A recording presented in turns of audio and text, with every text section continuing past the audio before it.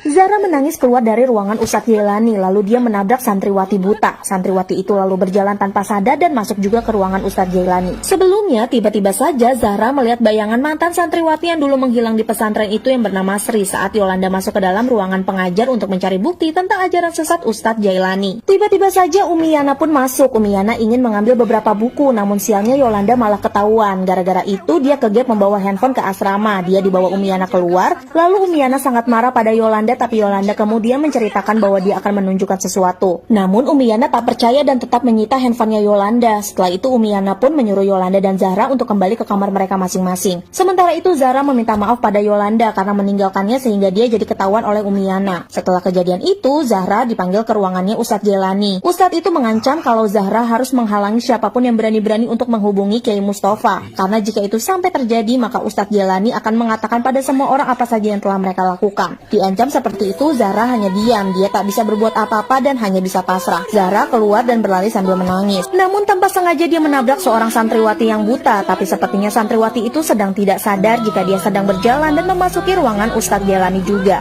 Dari sini akhirnya Zahra menyadari karena ambisiusnya yang ingin menjadi santriwati teladan, Zahra telah rela melakukan apapun sampai kehormatannya rela diambil oleh Ustadz Jailani. Tapi yang lebih menyakitkan Zahra, Ustadz Jailani tak hanya melakukan itu ke dirinya saja, namun hampir ke seluruh santriwati lainnya. Seketika itu Ica tiba-tiba menarik Zahra. Di kamar asrama Ica menangis sambil menceritakan semuanya bahwa Ustadz Jailani juga telah melecehkannya. Semua obrolan mereka berdua ternyata didengar oleh Yolanda yang sedang pura-pura tidur. Malamnya saat Ica pergi ke kamar mandi, tiba-tiba ia mendengar sesuatu. Ternyata itu adalah jin korinnya yang menyerupainya. Jin itu kemudian menyerang Ica. Ica yang ketakutan mencoba untuk kabur, namun pintu toilet malah tertutup sendiri. Lalu bagaimanakah nasib